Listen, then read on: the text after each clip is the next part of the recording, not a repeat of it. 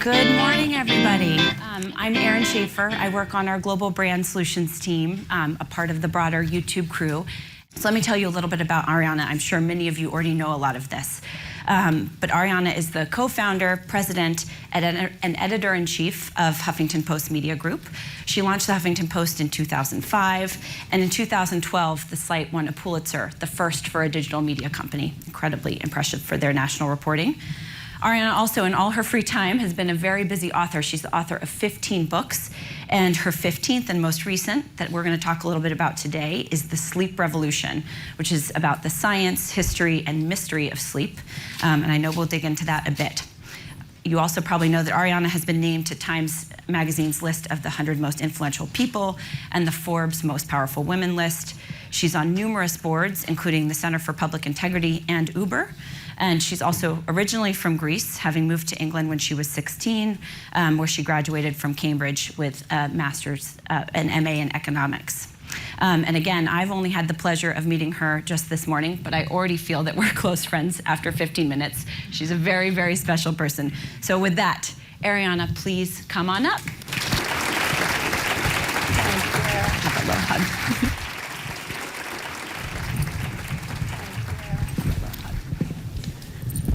So thank you so much for joining us here. Oh, I'm thrilled just thrilled to be here, and I'm so happy that everybody seems to be getting a copy of The Sleep Revolution. So. Yes.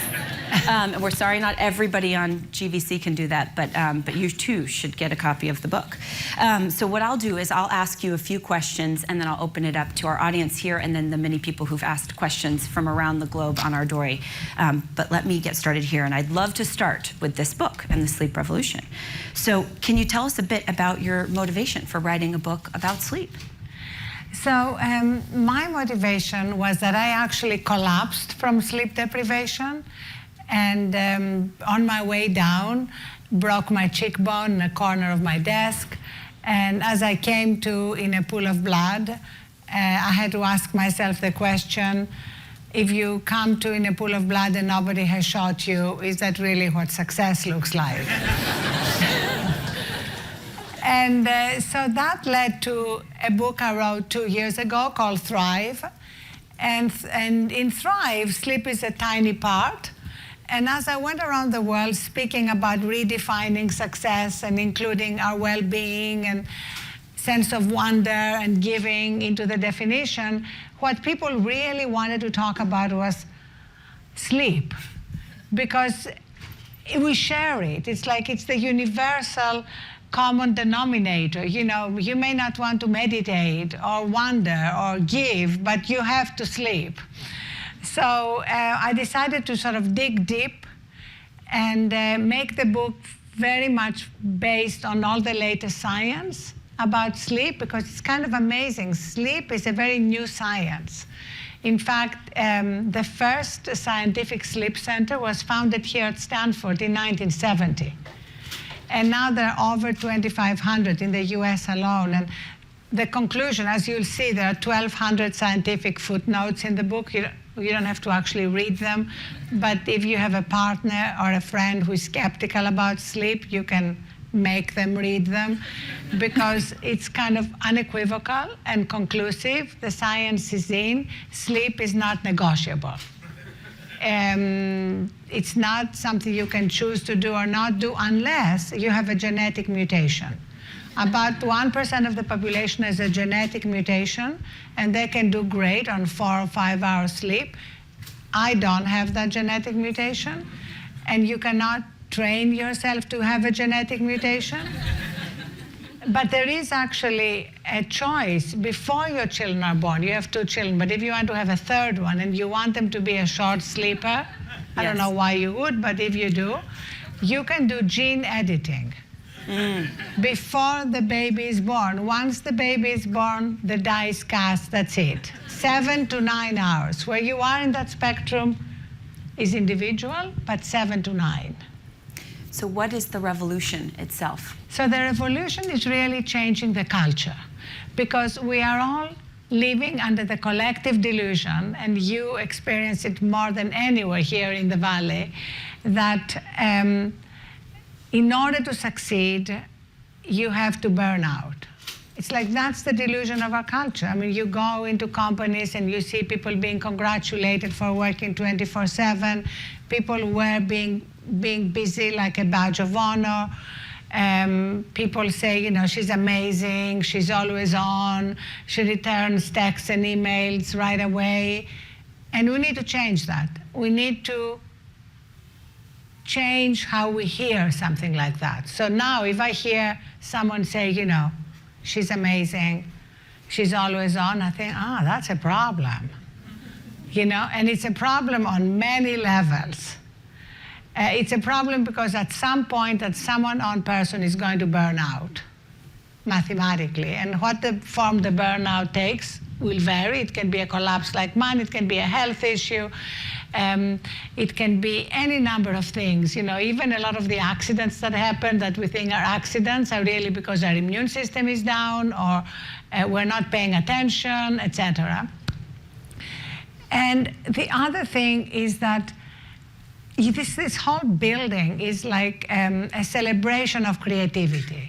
YouTube is sort of a celebration of creators. So the first thing that gets degraded if you're sleep deprived is your creativity. You know, you can still be transactional, you can still go to meetings and pay attention with half your brain and make notes and show up, but really the part of you that really comes up with innovative, game-changing ideas, which is what you're all about, is not functioning as well. So we need to kind of rethink our whole idea of what it means to be optimally performing. And you know what I love? That athletes who are all about performance and winning are now prioritizing sleep and renewal and recharging. I write a lot about Andre Iguodala in the book because he actually tracked his stats after he started getting 8 hours sleep. And it's just amazing to see the immediate impact on performance. So sleep as a performance enhancer. Now, sleep is a lot more than that. But I don't really care why you start getting enough sleep. You know, whatever your entry point is, take it. One of the lines in the book is come for the performance-enhancing benefits, stay for the life-enhancing benefits. And for me, the biggest life-enhancing benefit is actually bringing joy into what you're doing. Because I feel we're also blessed to have jobs we love, to be living here.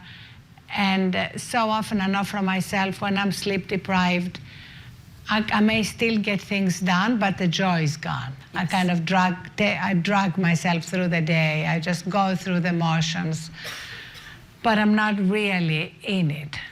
Yes, you're sleepwalking through life, but not really experiencing it. I want to talk a little bit about media. So I want to go back to a time when you certainly were not sleepwalking through anything, when you started the Huffington Post. You started it in 2005.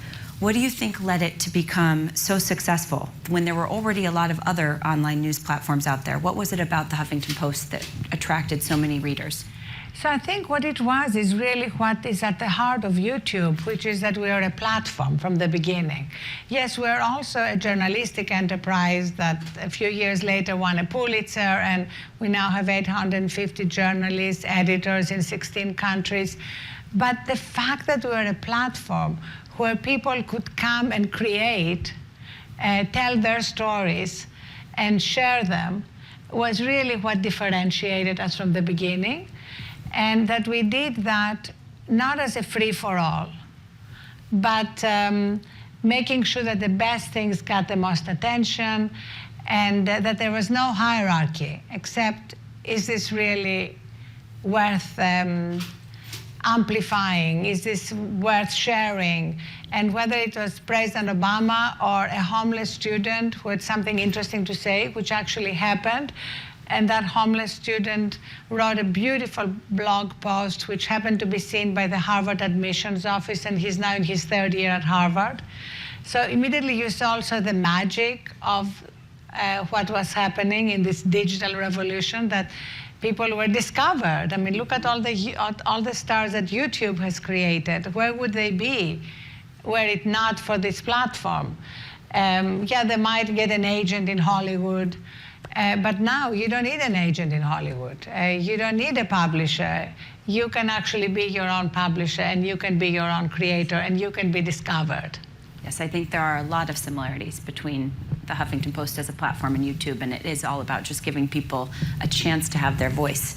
Obviously, looking backwards to 2005, a lot has changed in the media industry. What have you noticed over the last, not just those 10 years, but your history in the media industry, and what do you think is going to happen next in the next 5 to 10 years of media? So I think what's happening now, as you know, is that there's so much.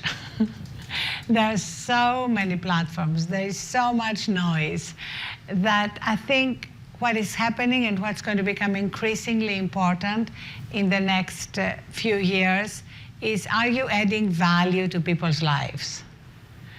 And so at HuffPost, we've taken that to heart. And we've divided everything we're doing into 3 editorial pillars. The first is obviously news and politics, but with our own perspective. Like, we're not covering this election the way others are covering this election. From day one, we refuse to treat Donald Trump as a normal candidate.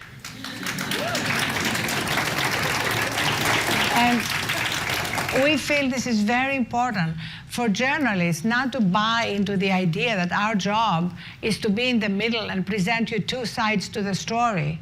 Because you know what? Not everything has 2 sides. You know, evolution is a fact. The earth is not flat. Barack Obama was born in the United States. You know, global warming is real. So, and yet far too many journalists are having these conversations where you have a scientist who believes in global warming debating a scientist who doesn't, as though this is a legitimate debate. So from day one, when Donald Trump decided he's running for president, we started covering him in the entertainment section.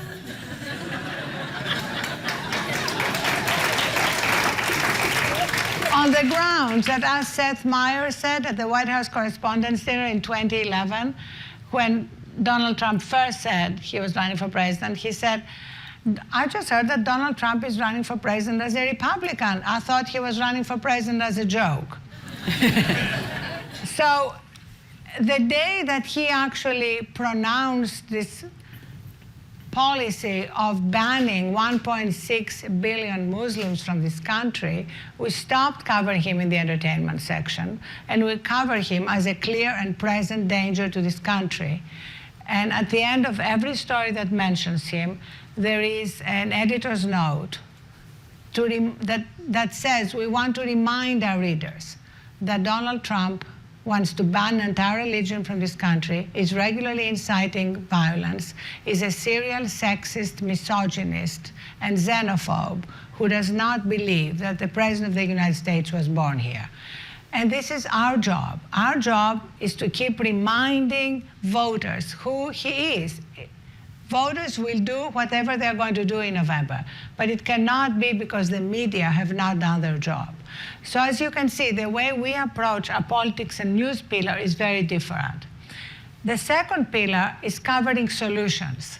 We think there is way too much coverage of problems and crises, and obviously we cover those, but there's an amazing amount of good happening in the world. There's an amazing amount of innovation and creativity and compassion, and we need to cover those things too. So we have a big editorial department called What's Working, and at the heart of that is also encouraging people to take action. And Susan and I have been talking about that, how there's so much amazing stuff on YouTube, and how can we encourage people immediately to take action? Because sometimes you watch a video and you feel compelled to do something, and then life intervenes. So if you don't do it right away, it's going to be harder to do it. So we're working with CrowdRise, and we're working with Jordan Houston's Action Baton and the Global Poverty Project Baton to make all these stories more actionable. And the third thing is all our initiatives around wellness and reducing burnout and all the things that we've been discussing in the first part of our conversation. Do you think the way that that HuffPost and others will deliver that content, interact with viewers and readers of that content, will that change? What do you see? What do you see happening in the next 5 to 10 years in terms of how the media works and how consumers of the media interact with it? Well, I think what's been happening is going to accelerate. And of course, you're right at the middle of these changes. More and more of this content is going to be consumed on mobile. More and more of it is going to be video. Mm-hmm. And more and more of it is going to come to readers and viewers through the back door.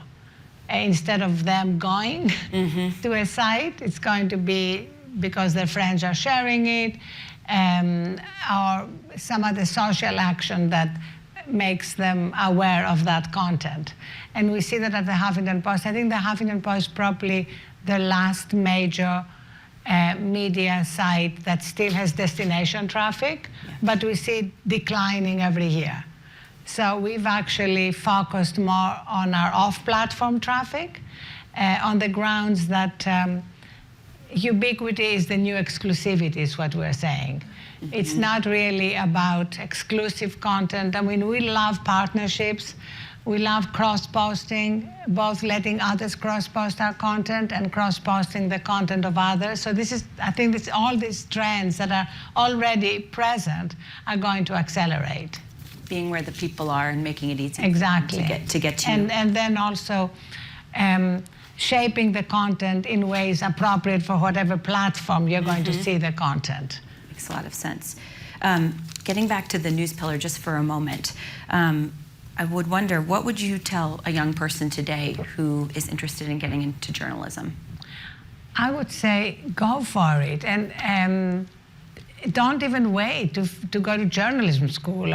Just start where you are, because journalism has so dramatically changed that it's really about the stories you tell, and then using the amazing technology available to tell these stories with more impact. We just bought a VR company called Riot, and the reason we chose them is because they care about the stories having impact and not just using the technology to make it all beautiful and appealing to people. And so in the same sense, if you want to go into journalism to have an impact, whether the impact is in politics or entertainment or any field, this is the golden age of journalism. So news still matters, and in fact, you have more tools as a journalist exactly. available to you than ever before. Mm-hmm. Okay, thank you. I want to turn to some questions about leadership. So you have been phenomenally successful in such a variety of different areas, but I'm sure, along with everybody else, you've had a lot of lessons along the way, from setbacks, et cetera. Can you tell us about some of the lessons that you've learned, both from the success and from times where you've struggled a bit? Absolutely. I was very lucky that I had a mother when I was growing up in Athens, Greece, in a one-bedroom apartment with no money, who always made me believe that I could take risks and that it didn't matter if I failed.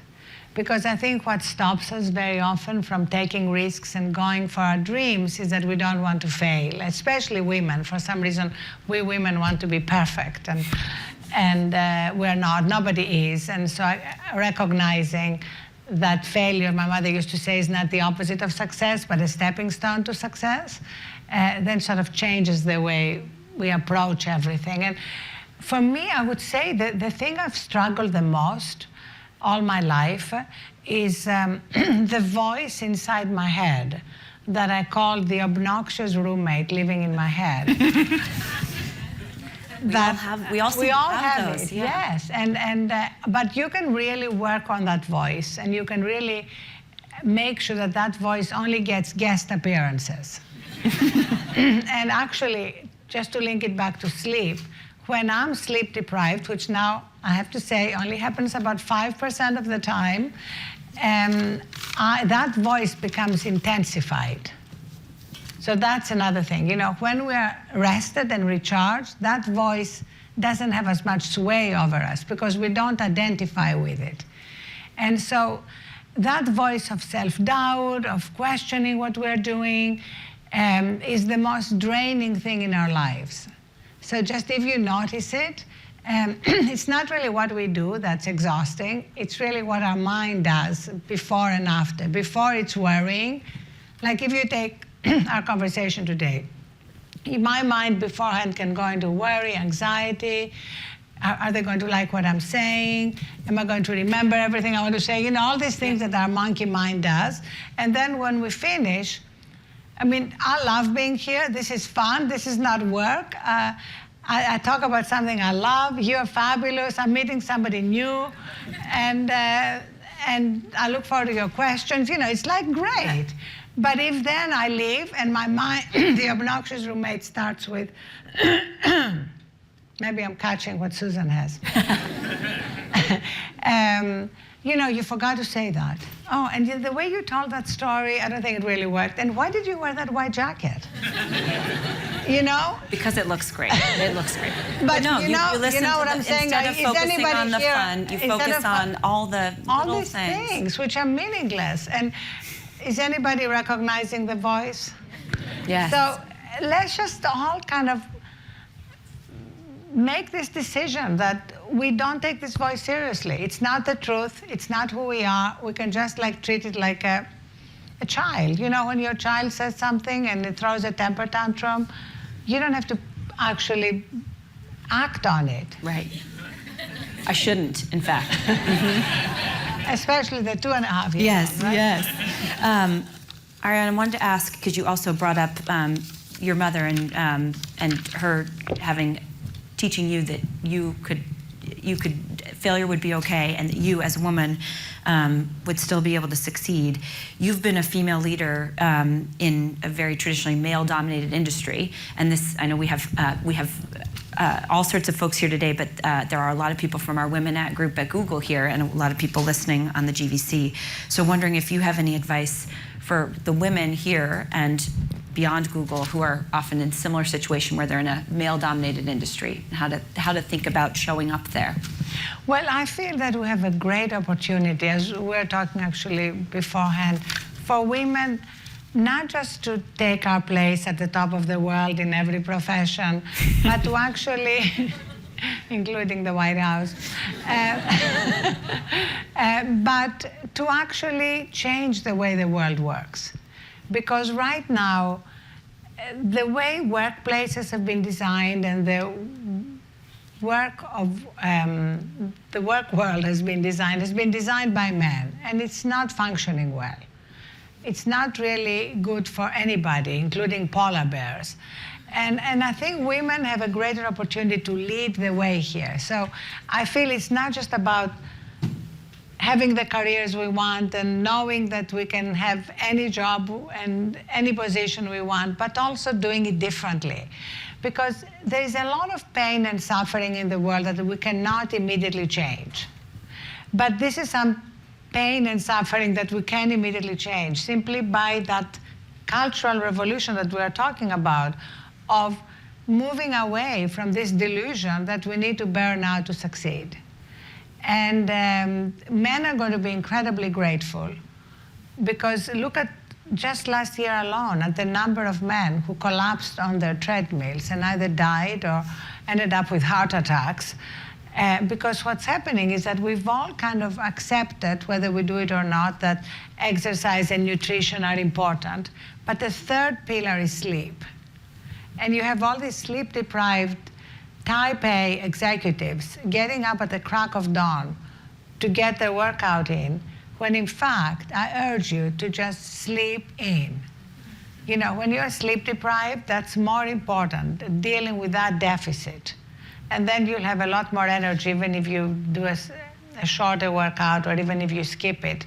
You just need to look at the science of how essential that is. And all these conversations happening in the workplace, changing the way workplaces are designed. Of course, at Google, you know, you're ahead of the curve, but so many other places are not, are going to be key. And I'd love women in whatever field they are to also take that into account and to do it openly. I mean, Susan and I were in Davos together, and we happened to be sitting next to each other at a dinner, and she was telling me how she was pumping because she had just had her 5th child.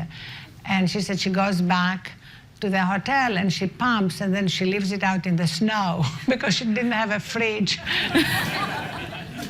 Very creative. She must have had enough sleep to have a creative idea. And then I said, well, you have to take a picture and Instagram it, I said, because it would be so great for this. And she did. I don't know if you saw it, but it was so great to have this powerful kind of woman executive who is also a mother and who is pumping. She didn't Instagram herself pumping. She just she just Instagrammed, you know, the milk in the snow. And I think that the more openly women navigate their different responsibilities, and the more they actually make it about ruthless prioritization rather than the juggling act that drives us all crazy, the more we'll be able to change the culture faster. Wonderful. So we should be ourselves, bring ourselves to work. Our full selves. So my last question for you before I turn it over to the audience here and to the folks that have been asking questions on our Dory is really just this. You have accomplished so much. What is next for you? So I didn't think there was going to be next after the Huffington Post, but in fact, Thrive and the sleep revolution have led to so many amazing conversations for me in so many companies and with so many people that I've decided to launch a new company, Thrive Global, which is going to be about going into corporations and helping them change the culture around these principles and actually ending this delusion that there is a trade-off between productivity and well-being, and seeing that the two are in fact incredibly interconnected, and making all our offerings, trainings, courses very science-based, and then measuring the impact of everything we're doing with these two key metrics, healthcare costs and productivity. Because I think the key to accelerating this revolution is impacting the bottom line. Absolutely. And helping people recognize that, in fact, the well-being of employees is really tied to the health of the bottom line. And a pioneer in this area is Mark Bertolini, the CEO of Aetna, who is actually going to be joining the board of my new company. And I don't know if you saw the latest thing he's done. No. He introduced this program at Aetna, and if employees are given Fitbits to track their sleep, and if they get 7 hours or more for 20 nights, they are given $300. Wow. So it's not just the financial incentive. Can you imagine how revolutionary that is? That the CEO of a Fortune 500 company is telling you that getting enough sleep is good for business. Fantastic. It's good for the shareholders. And then he always brings in Duke University or some scientific center to measure the impact on productivity and healthcare costs. So for me, that will revolutionize how workplaces function, and that will make it much easier to change lives and reduce all that unnecessary pain and suffering. Well, we can't wait to see it, and we will make sure that you get to talk to Sundar, Laszlo, and Eileen about this idea. Thank you, Arianna. With that, I would love to invite folks from the audience here in San Bruno to come up to the mics with any questions for Arianna. We'll first take one live here, and then we'll go to our Dory. Any brave souls want to ask Arianna a question? And let us know. Here, just, sorry, there's a mic right, and you probably can't see it. It's right in the sort of middle of the room over here. And let us know your name and yes, what you please. do. And if you want, you can tell us how many hours sleep you got last night. Last night, maybe, if you want to say how much you got last night. Is it on? I didn't get enough last night. I'm Erin, so I lead our product team for our consumer music area. And I'm actually working on trying to get more sleep, but it's really hard. My question for you, you touched on earlier, how the Post is covering the election and taking more of a perspective of sometimes there isn't two sides to a story. And what I've noticed, and it's been talked about, is how people can very easily now find content that reinforces their own views. And so there's sort of this echo chamber where instead of going to a sort of central news source, people just share things. And it seems to be driving more of a divide in opinion, public opinion. And so I'm curious what you think. What are some of the things that we can do to impact that in a positive way? Because it seems to be driving people to a more extreme points of view. And I'm curious your thoughts on that. Thank you. Well, first of all, before I answer that, can I give you just one very, very simple tip about getting more sleep tonight? Great. And since you have the book, you'll see the second part of the book is all about best practices and simple tips and techniques. But please don't go straight to that, because the key thing is to convince yourself by reading all the latest scientific findings of how important it is. Because once you change your mind about its importance, it will be easier to change your habits. But the most important non-negotiable thing is creating a little transition to sleep. That's what we've lost in modern times. And you still have young children, so you know that you don't just drop your child in bed. Some nights you may wish you would, but no. You know, you give it a bath, you put it in its PJs, you sing it a lullaby. So we need to do the equivalent with ourselves. Each person's ritual will be different, but it's kind of creating your own good night mood. You know, good night laptop, good night, good night smartphone. You escort them out of your bedroom. That's the first key thing. You know, because we're all addicted to our devices, let's admit it. So they have to sleep separately from you. And that's the first kind of non-negotiable tip. And then there are many, many, many others. But creating that little ritual, even if you start with a 5-10 minute demarcation line between your day life with all our inevitable challenges and obstacles and incompletions and the time for us to sleep and recharge. Mine is 30 minutes now, and I describe it in the book. It's going to make an incredible difference. So back to politics. I feel that that's definitely an issue, but I think the bigger issue is that we are losing respect for facts. You see, I think that it's perfectly okay to have divergent opinions, but we cannot have a different set of facts that we base these opinions on. So when Hillary Clinton in her speech yesterday said, "I believe in science," that should not be a point of contrast between two candidates. And I think that's really where we need to be sort of much more adamant and much more absolute. You know, what is the fact behind this opinion? And I think that will help close the divide we're experiencing right now. Yeah. Thank you. Thank you. Arianna, I'm going to take a question from because we've got so many people around the globe interested in seeing this and asking you questions. So here's one that we have, which is, what role, Arianna, do you see live streaming playing in all media in the future? And in general, what has driven your decision to either leverage an industry platform versus build one yourself? And the example here that the question asker gave was you spent, of course, last question, you spent resources to build a player for HuffPo Live instead of utilizing a free solution. So how do you decide to build yourself versus use somebody else's, and how important do you think live is? So we think live is more and more important, and we're in fact, we considered with Susan doing part of this conversation on your new offering, your live offering. We're doing a lot with Facebook Live, we're doing a lot on Snapchat, and we also have our own HuffPost Live. So again, we're very agnostic. We want to be on every platform, and we want to be on every platform in ways that are appropriate to that platform. So for example, for one day, we took over a pop-up Discover channel on Snapchat, called it Recharge, and it was all around sleep and recharging. And it was amazing. It was like funny. It was all about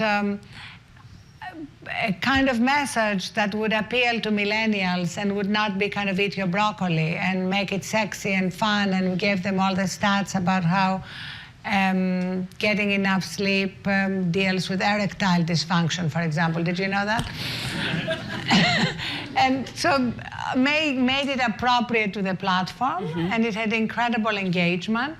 So that's why we need to be agnostic to the platform instead of expecting everybody to go to HuffPost Live. But you think live is increasingly important? Yes, and you guys are investing in it. Absolutely, and I think live stream is very important, and even live events are incredibly important. You know, remember there was a time when we thought nobody would go to anything live, and you know, all of you could be watching this on live stream, but you chose to come here. So I think live stream is going to be more and more important, and live events will always be important, because especially the more technology dominates our lives, the more we actually still want that direct connection. Yes. Thank you. We will take a question from the crowd. Hi, Arianna. My name is Scott. I'm on the partnerships team here at YouTube, and last night I slept for 6 hours.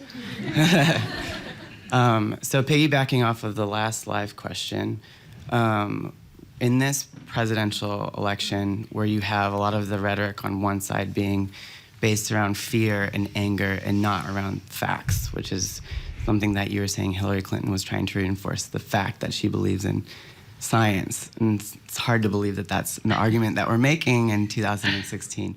So what sort of role and responsibility do we play in media companies like Huffington Post, YouTube, other platforms around the world in combating fear and anger and things that are emotion-based and so strongly emotionally based, as opposed to things that aren't rooted in fact? Well, I love the fact that Susan called on everybody to use the platform to express their views, after all this explosion of violence, and to actually recognize that you're offering a very, very powerful tool. And more people need to use it. And so this is not a time to sort of sit things out. And for me, this election will be decided in the end by who turns out to vote. And so anything that the platform can do to reinforce that, you don't have to tell them how to vote, obviously, but to make them recognize that this is not an election to sit out and say, I don't really like either of the candidates very much. Because this is really an existential threat to our democracy. And people need to take a stance. And they can take a stance, obviously, by creating content, by expressing themselves, by sharing things that they feel express their point of view, and by voting. And the more we can get that message out to all the different demographics that are on YouTube, the more powerfully we can influence the outcome. Thank you. I can speak for Google and YouTube and say that we are very committed to using our resources to help get out the vote. So there'll be a lot of efforts here in the US on YouTube and across Google to make sure that people get out to vote and express their opinions. That's fantastic. And I'm saying, I'm on the board of Uber, and we're having a board meeting yesterday, and we're talking about free Uber rides to go to the polls, whatever. Maybe Airbnb can, if you have to travel to another city to vote, maybe Airbnb can help subsidize where you stay. Sort of basically every company needs to do what they can to encourage people to vote, because it's absurd how many millions and millions of people did not vote in the last election. If we can change that, it will have a huge impact on our democracy, so I'm very happy to hear that. Absolutely. Changing gears a little bit back to wellness, and this is something you and I talked about this morning, so I really want you to share your point of view here. The question that we have from somebody outside the office is, it seems easy to advocate for slowing down and getting 7 to 8 hours of sleep once you've made it. But how do you counter the perception that you have to put in time and sleep deprivation before earning the ability to have a work, life, and sleep balance? Well, thank you so much for asking this question, because my obnoxious roommate, if we had not dealt with this topic, would have told me afterwards, you should have addressed that fact, because that is a very important fact, and that's exactly what has led to the founder myth, the idea that if you're the founder of a company or if you're starting in your career, you have to outwork everybody and just pay your dues and all these things. And it is scientifically false. That doesn't mean that a lot of people who've succeeded haven't been sleep deprived and exhausted along the way. It is, because up until now, everybody since the first industrial revolution has been living and working under this delusion. But it is not only unnecessary, but counterproductive. So let me just give you an example. We all know the stat, 3/4 of startups fail. Startup founders are exhausted and sleep deprived. Hey, maybe there's a correlation here. Maybe we can change the stat, because there's no question that our cognitive performance is degraded when we're exhausted. So that's why understanding the science is so key to changing that cultural perception. There was actually a great study that came out in the Harvard Business Review by McKinsey, too late to include in my book, but it will be in the paperback. A McKinsey study, and the title you would have thought was out of The Onion. The title was "The Proven Link Between Effective Leadership and Sleep." Now, can you imagine that study, like even 2 years ago? And they walk you through all the science of what happens to your prefrontal cortex when you're sleep deprived, and how it affects your decision making, and how it affects your capacity to lead and to be empathetic and to build teams and to inspire, and all the things that are essential to leaders. Absolutely. I think we have another question here in San Bruno. Hi, Arianna. I'm Daniel from the living room team. I got about 7 hours of sleep last night. Right. So I was curious your thoughts, if you had any. Recently, it's come out that Peter Thiel, who is a luminary figure in the Valley, but not without controversy, has been bankrolling a number of lawsuits against Gawker Media. The Supreme Court has told us that money equals speech, so he's certainly entitled to do as he wishes. But I'm curious if you had thoughts on one billionaire trying to take down a media company, irrespective of whether it's a muckraker site or whatnot. So I actually believe that it's not the role of billionaires to try and take down sites. I think it is even more dangerous when billionaires running for president talk about punishing media. And I think that's really infinitely more dangerous. And Donald Trump has said many times that not only has he demonstrated already by removing credentials from the Huffington Post, from the Washington Post, from many media operations that have taken very strong stances against him, or simply point out the facts. Again, it's the Washington Post stories that made him so upset. Were not even, but were not opinion-driven. They were fact-driven. And Peter Thiel also speaking at the convention is something that I don't understand at all. Maybe he did not read the platform on gay rights. But people just need to try and be a little more consistent about all these issues. And so ultimately, freedom of expression includes acknowledging that a lot of things being expressed are not going to be to my liking. Thank you. Thank you. I think we have another question coming up here in San Bruno. Hi. Hello, Arianna. My name is Arn. I'm from the People Operations team. I'm a huge fan of yours. I've been reading the HuffPost since 2005, so read it every day. Thank you. And last night I think I got 7 hours, but usually when I'm trying to go to sleep, I'm usually reading the Huffington Post. But I'll try to read it like around 9 and then, Yes, then exactly. quit. Just leave a little break between the two. Okay. So first off, thank you so much for coming. It's great to see you in person. So I have a question about the media. So it was reported, I think, in March 2016 that Bush had, or not Bush, sorry, I'm a little nervous. It was reported that by the New York Times that Trump had almost $2 billion of free media coverage. And then a couple other things that have been interesting is like in the 2000 presidential election, the media declared Bush the winner before the votes in Florida were even counted.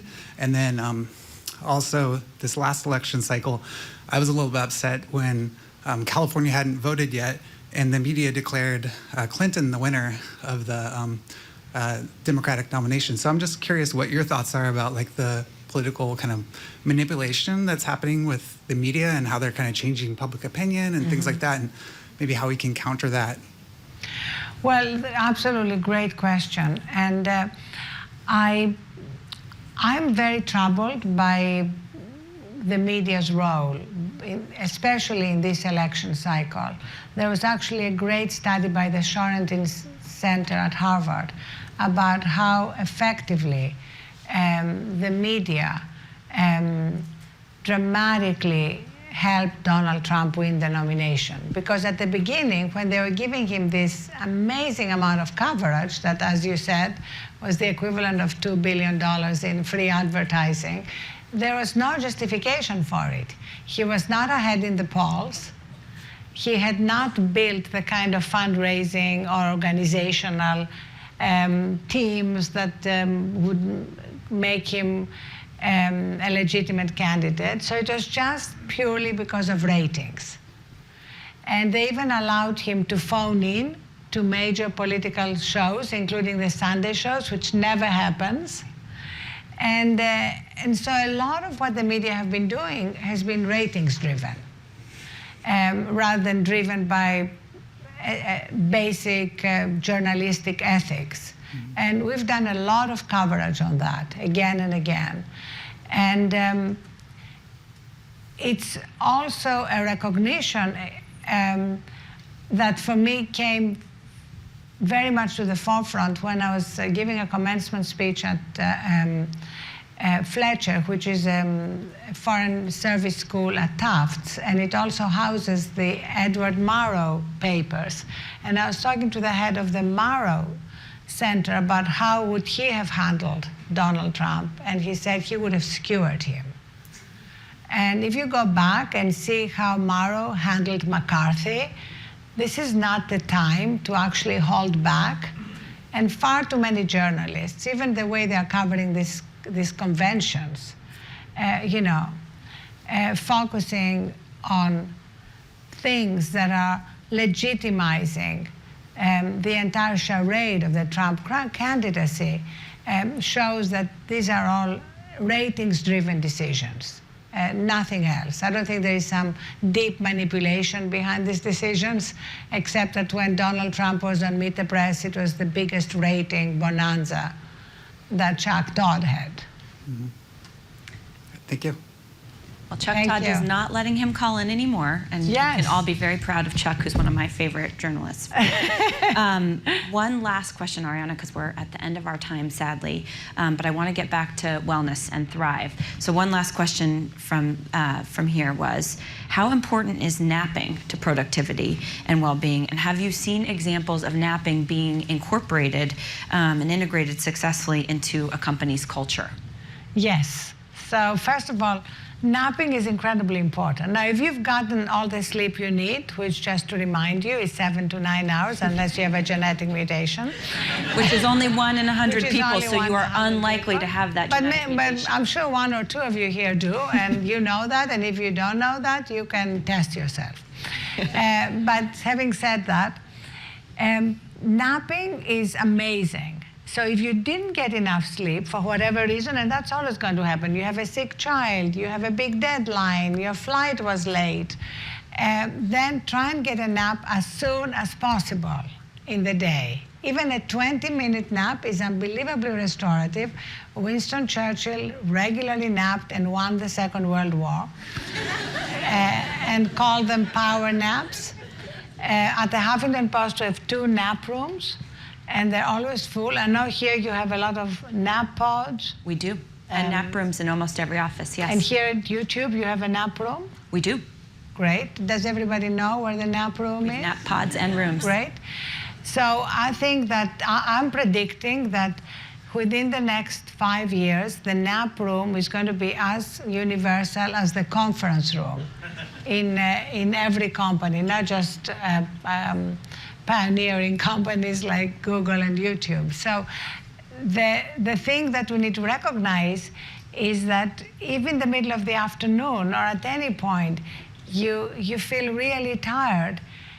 There's nothing that's going to increase your productivity as fast as a little nap.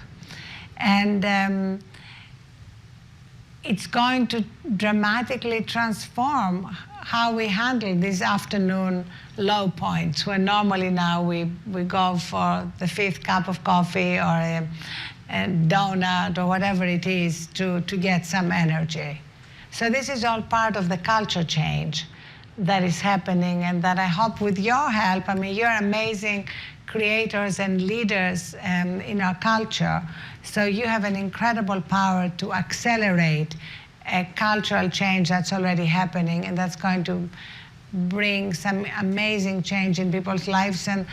And we'd love to hear from you on the Huffington Post. You can send me anything you want, Arianna@huffingtonpost.com. We'd love to post it. And of course, you can cross-post it anywhere, including on that little platform you work for called YouTube.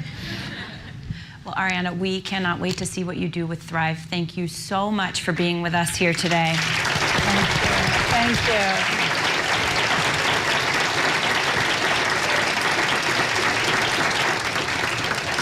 And can we please give a round of applause to you, because you did such a great job stepping in. Thank you, Arianna. In your honor, let's all try to get 7 to 9 hours of sleep tonight and beyond, everyone. Thank you so much. Thank you.